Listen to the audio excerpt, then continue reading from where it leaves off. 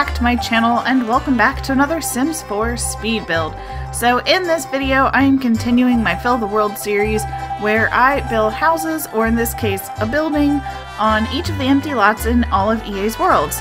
So this time I am building a restaurant. I've decided to call it Lunedi Italian Restaurant, and it's built on the empty lot in Magnolia Promenade. So if you're not aware, Magnolia Promenade is the small neighborhood that came with the Get to Work expansion pack, and it has several different retail lots, and then it has one empty lot. Which actually, I'm not 100% sure what the title of the empty lot is, but it doesn't matter. It's the only empty lot in the neighborhood, so process of elimination, you can figure it out. So I didn't want to do another retail store because, to be perfectly honest, in my own gameplay, I don't use the retail system all that much.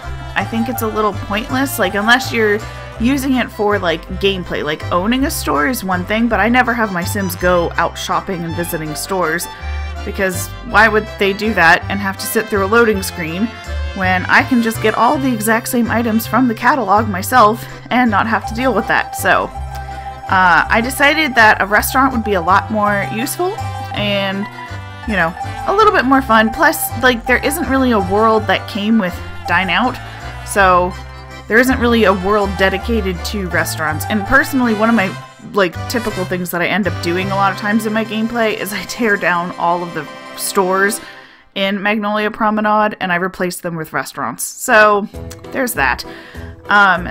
So I decided to do a little Italian restaurant. It's a little bit more upscale. I didn't like change the default Italian restaurant menu or anything like that. I just sort of kept it as it is. You know, it seemed pretty good to me. And I'm pretty sure that I set the dress code for formal for this restaurant. Because I saw something online recently where people were talking about how, and I totally forgot about this, but in The Sims 3 we had the ability to set the dress code for parties and social events. So if you wanted to have like a pool party, you could have everybody show up in their swimsuit and things like that. Whereas in The Sims 4, everybody just sort of defaults to wearing like their party outfit.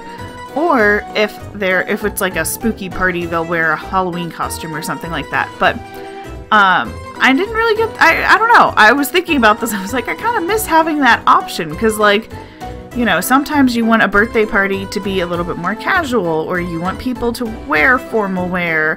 I mean, like, I think for weddings they'll wear formal wear by default as opposed to party wear. I would hope. I would assume so. Actually, I'm not even 100% sure of that now. So anyways, but I didn't realize that then in restaurants you have the ability to set the dress code. I was like, wait a second. So we have this ability for restaurants, but not social events. This feels strange to me. So yeah, so that's why I set it to be formal wear, because I realized that most of the time you don't actually see your Sims formal wear all that often, which is kind of a shame. Like, I don't know, whenever I'm dressing up Sims, I put a lot of effort into their formal wear outfits. So it's definitely more of like an upscale Italian restaurant. Still, you know, like typical Italian food and everything inside, but it's a little fancier. And actually I did the entire outside of the building first, including landscaping, which is something I don't normally do. But I wanted to make sure that I had like the right vibe, and I knew that, like, going into it, I knew I could find a way to make the inside of the restaurant work no matter what. And I think it works out pretty good. There's a decent sized kitchen, there's 2 bathrooms, there's a good amount of like 2-person seating and 4-person seating.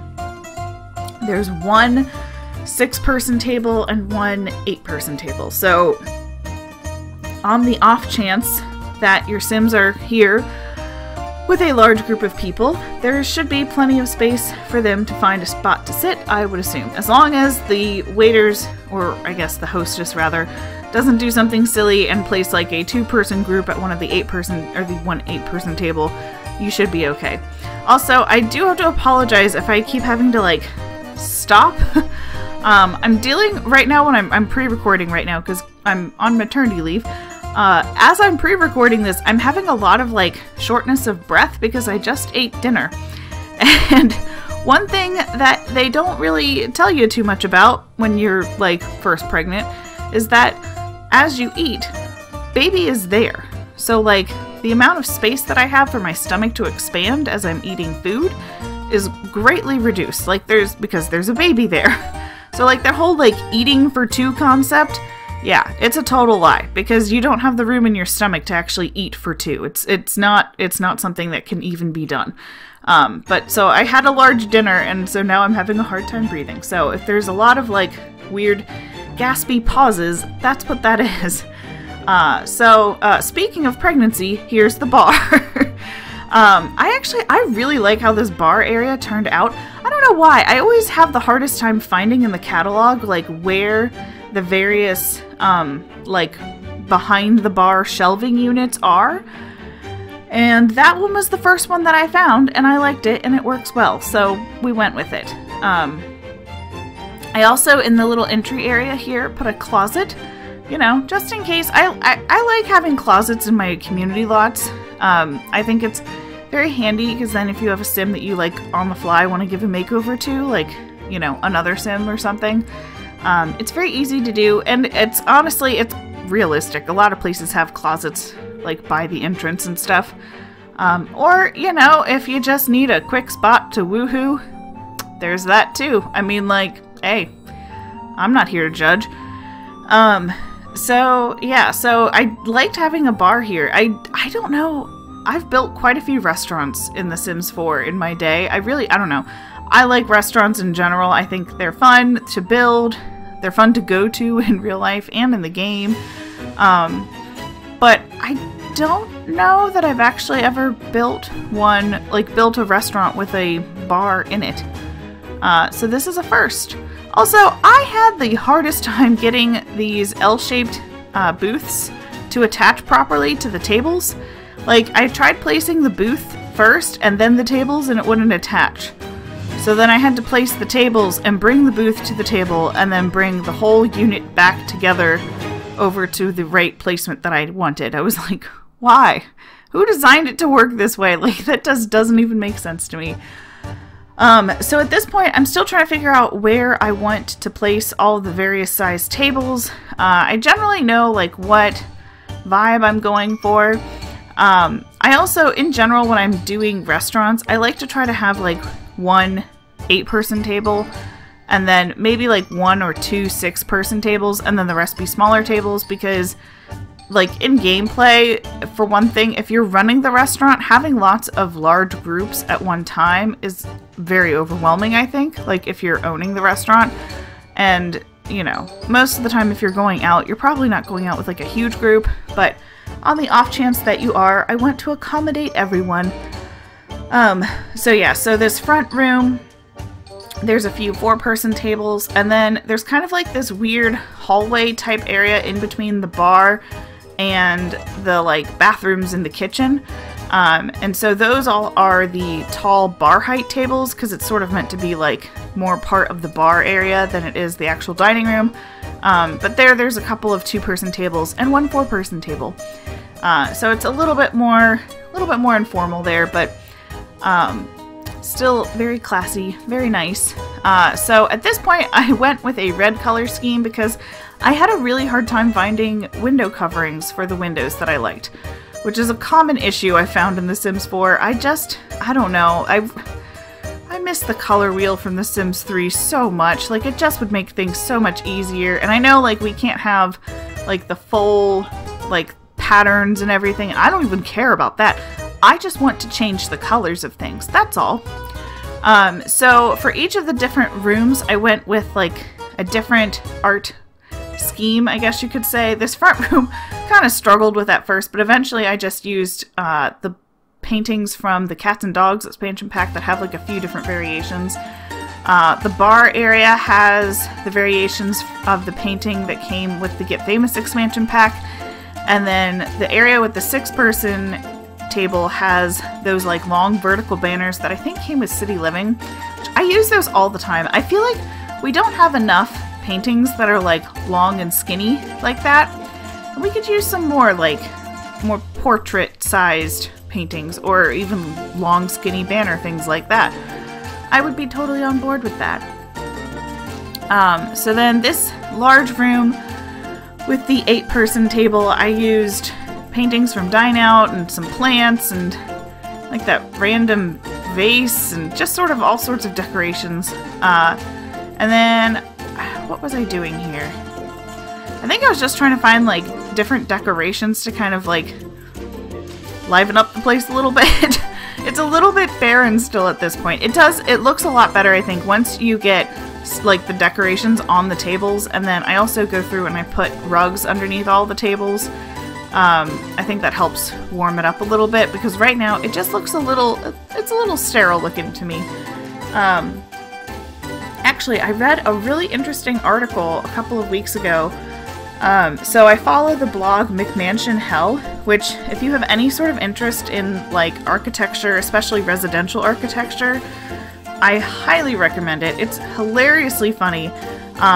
Basically, the creator of the blog goes through all of the different states of the United States and picks out a McMansion that's available on like Zillow or any one of those real estate websites, and goes through them all and sort of like artfully tears them apart. Like, you know, criticizes like the architecture and the construction and the really tacky designs and all that sort of stuff. But the person who runs the blog is also, I believe, working on her PhD in audio engineering or something like that. But basically, so she wrote this really interesting article in The Atlantic about auditory issues in restaurants and how restaurants have become very loud in like the last 30 to 40 years, which is true. Like, I remember back when my grandma was still alive, we had a hard time sometimes finding restaurants for us to go to where she could still hear us, because, and basically it boils down to like the materials that are used in restaurants now that are seen as like upscale are typically sound reflective surfaces and not sound absorbent. So your, you know, woods and cements and concrete and tile and all of that stuff that's supposed to look like really classy and nice, and it does look classy and nice, none of that absorbs sound. So it makes these restaurants very, very loud and kind of unpleasant to, you know, be in, because the sound doesn't get absorbed. Whereas prior to like the 1960s, materials that were seen as like more high-end and posh were to have things like tablecloths on the tables and heavy drapes on the windows and carpeting, like plush carpeting. I mean, and that stuff is like not used anymore. And honestly, like from a cleaning standpoint, I get it. But from an auditory standpoint, all of those materials absorb sound. So anyways, it was a very interesting article. If you're interested at all in that sort of thing, or restaurants in general, I do recommend going and looking at it, because it was an interesting read. I don't know. So anyways, so this is the Lunedi Italian Restaurant. It's currently available for download on the Sims 4 gallery. The easiest way to get to it would be to click on the link in the description box below this video, or you can search for it on the gallery using the hashtag Mrs. Tomato 1018, or through my username, which is also Mrs. Tomato 1018. And as always, there's no custom content. So I hope you guys have enjoyed this video. If you liked it, please give it a big thumbs up, and if you haven't already subscribed to my channel, you can do so down below. I put up a new video on Tuesdays and Fridays. So thank you so much for watching, and I will see you all in my next video. Bye!